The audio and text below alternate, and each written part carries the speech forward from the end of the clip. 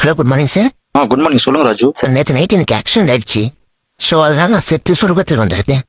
என்னால் இப்போ கண்டினியூ பண்ண முடியும் job.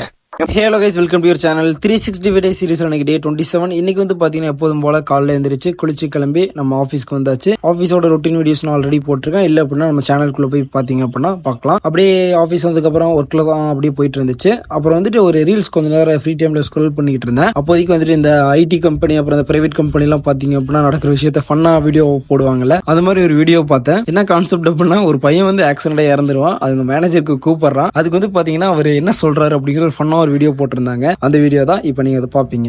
Hello good morning sir. Good morning. சொல்லுங்க ராஜு. சார் நேற்று நைட் எனக்கு ஆக்சிடென்ட் ஆயிடுச்சு. ஸோ அதனால நான் செத்து சொர்க்கத்துக்கு வந்துருக்கேன். என்னால் இப்போ கண்டினியூ பண்ண முடியும் ஜாப். ஏப்பா மந்த் எண்ட்ல 1000 வேலை இருக்கு, நீ என்னப்பா அங்க போய் உட்காந்து இருக்க? உனக்கு யாருப்பா பர்மிஷன் கொடுத்தா முதல்ல? பர்மிஷனா சார்? பர்மிஷன் கேட்டேன் சார், யாராவது சாவாம. ஏப்பா அப்படிலாம் கிடையாதுப்பா.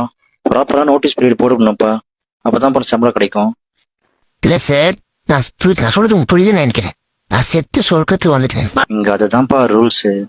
ப்ராப்பரா எல்லாத்தையும் இன்ஃபார்ம் பண்ணிருக்கணும். இல்லைன்னா நோட்டீஸ் பீரியட் போட்டிருக்கணும். பேப்பர் போட்டியா இல்லையா? பேப்பர் போட்டு அதுக்கப்புறம் போய் சாவா? இதுனா இது ஆக்சிடென்ட் சார். நானும் சார் செத்தேன். ஆக்சிடென்ட் சார் இது. நீ என்ன பண்ணு, மெயில் ஒண்ணு போட்டுரு. இனிமே என்னால வேலைக்கு வர முடியாது. உங்களுக்கு மெயில் சென்சர் போடணும். மெயில் போடணும் சார். சரி கோப்பு. செத்ததுக்கு அப்புறம் கூட நிம்மதியா இருக்கணும் மாட்டோம். இந்த மேனேஜர் இப்படிதான் இருக்காருங்க. சரி ஓகே கைஸ், இந்த மாதிரி விஷயத்தை நீங்க ஃபேஸ் பண்ணியிருந்தீங்க அப்படின்னா மறக்காம கீழே கமெண்ட்ல சொல்லிட்டு போயிருங்க. இதே மாதிரி மோர் வீடியோஸ் பாக்குறதுக்கு நம்ம சேனலை சப்ஸ்கிரைப் பண்ணி வச்சுக்கோங்க.